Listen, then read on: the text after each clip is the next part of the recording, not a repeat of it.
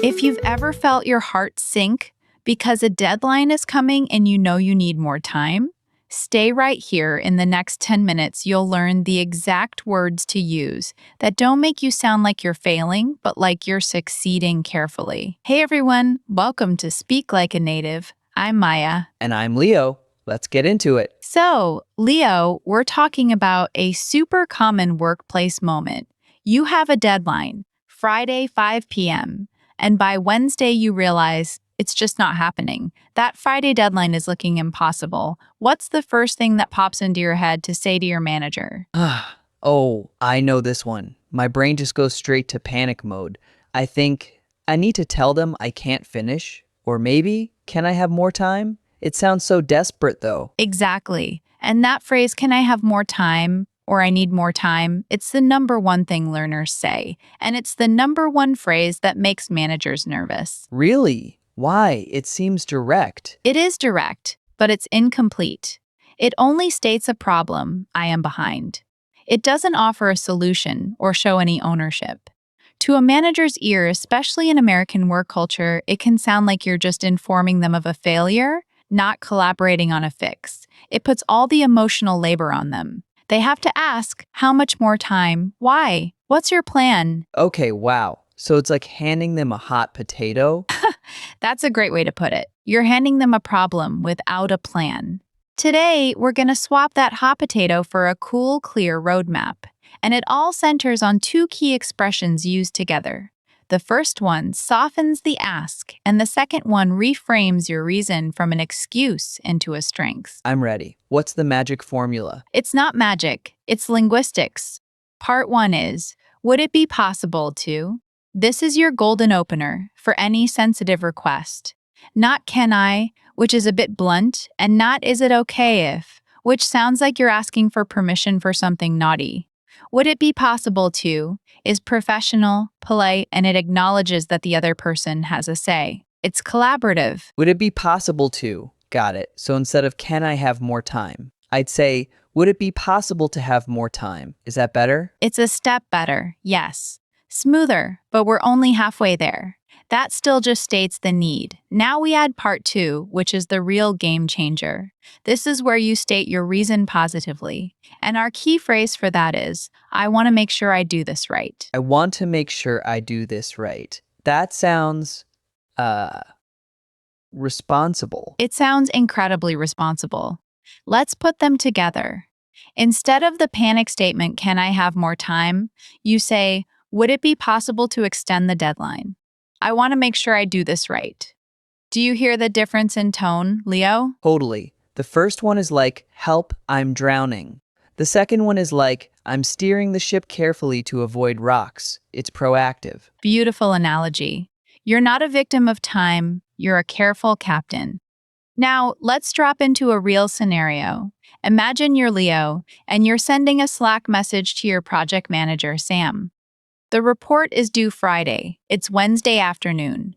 You've hit a data snag.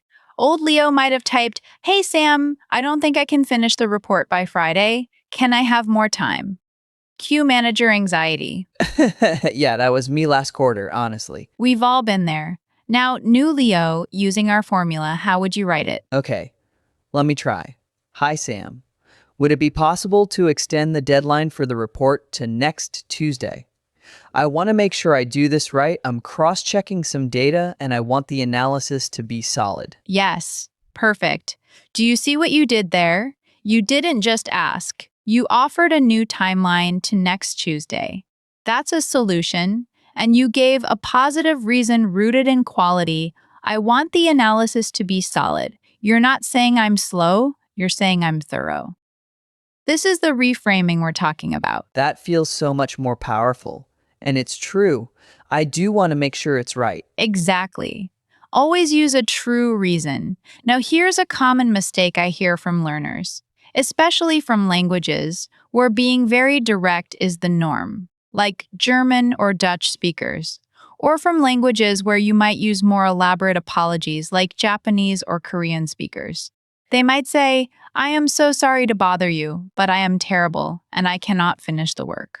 Please forgive me and give me more time. That sounds like a letter from the 1800s. Right? Over apologizing makes you seem less competent. And on the flip side, extreme bluntness. I need the deadline moved to Tuesday. No, please. No, would it be possible? Just a demand. That can sound aggressive. Our formula finds the middle ground polite but professional, clear but collaborative. What about in a quick verbal conversation? Like if my manager swings by my desk? Great question. The formula works verbally too. You just condense it. Let's play it out. I'll be Sam, the manager. Okay. Hey Sam, got a quick minute? Sure, Leo. What's up? I'm working on the vendor analysis. Would it be possible to aim for Tuesday instead of Friday for the final version? I want to make sure I do this right. I'm waiting on a key piece of info from finance that will really affect the numbers. See? That was flawless. You stated the request, proposed a new date, and gave a concise, valid reason focused on accuracy. As a manager, I'm thinking, Leo is on top of things. He's communicating early, and he cares about quality. That builds trust. That's the goal.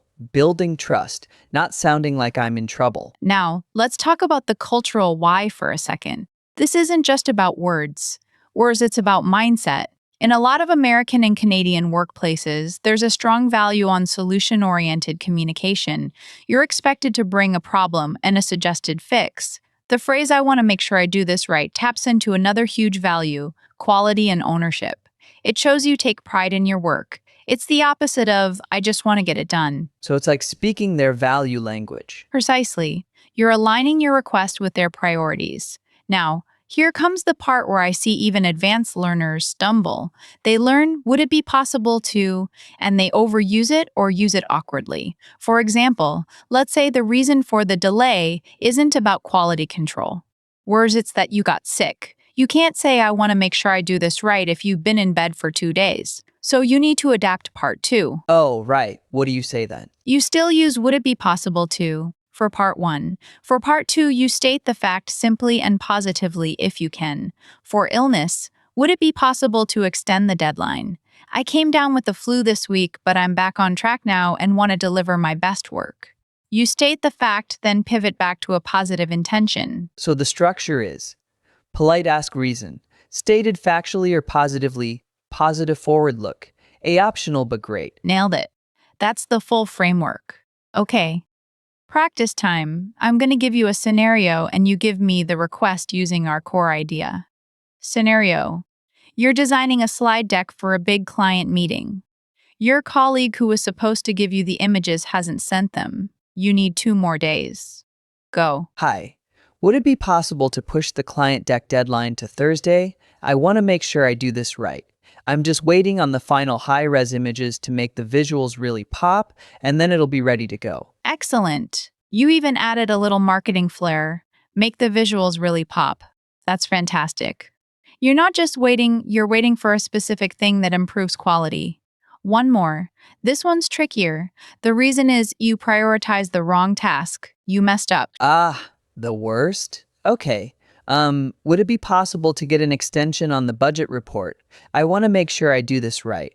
I've reprioritized my tasks to give it my full attention and ensure all the figures are accurate. See? You did it. You didn't say I messed up. You said I've reprioritized. That's a positive spin on taking corrective action. You're showing you've already fixed the workflow problem. That's taking ownership. This is genuinely changing how I think about asking for things. It's not about hiding the truth. It's about presenting it in a way that shows you're competent. That's the entire lesson right there, Leo. You're not just learning phrases. You're learning a principle of professional communication, frame for confidence. And if you're loving this principle and want to learn how to apply it to asking for help, clarifying instructions, and even giving feedback, you need to be subscribed to Speak Like a Native. We break down these unspoken rules every single day, so you can speak with confidence in any situation. Hit that subscribe button and the bell so you don't miss tomorrow's episode, where we'll tackle how to sound confident in meetings when you're not feeling confident at all. I need that one. Haha, we all do. Now for our listener challenge today. I want you to think of one current or upcoming task. In your head, or even better, in the comments, write a 1-sentence request for a deadline extension. Using our 2-part formula, would it be possible to, I want to make sure I do this right. Adapt the second part to your real reason. We'll be reading them. And remember, The goal is to sound like a careful captain, not a drowning sailor. Perfect. To wrap up, let's make it stick with one single memorable takeaway. Repeat after me. Swap, can I have more time? For, would it be possible to extend this? I want to make sure I do this right. Swap, can I have more time? For, would it be possible to extend this? I want to make sure I do this right. You've got it. Thanks for listening, everyone. Keep speaking, keep learning, and we'll see you next time on Speak Like a Native.